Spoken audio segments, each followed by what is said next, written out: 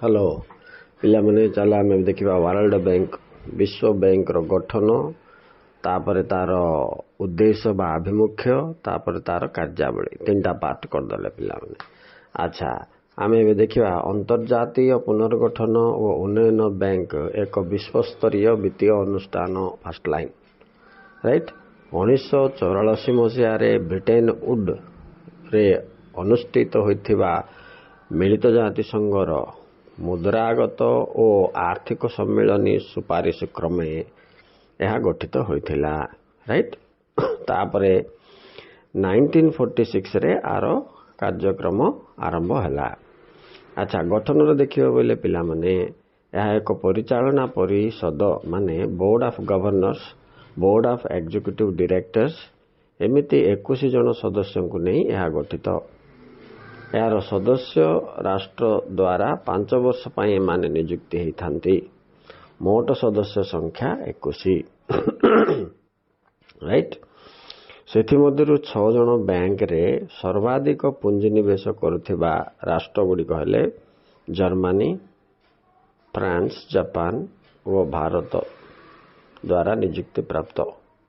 अन्य 15 जन देख 21 कहली ताई भीतर होचंती 6 आ 15 दे भाग कर दियो 5 ना कहीदेली आउ 15 जन सदस्य कौन निर्देशकों को अवशिष्ट सदस्य राष्ट्र माने निर्वाचित करती। एवं निर्वाचन प्रणाली टा थिला तो आमको इम्पोर्टेंट एतिका पिला माने यह 2टा परिषद द्वारा परिचालित गोटे होची परिचालना परिषद बोर्ड ऑफ गवर्नर्स आ गोटे होची बोर्ड ऑफ एग्जीक्यूटिव डायरेक्टर्स एति लिखदेला हेगला। तापर जिबा ए विश्व बैंक रो आभिमुख्य बा उद्देश्य कौन राइट।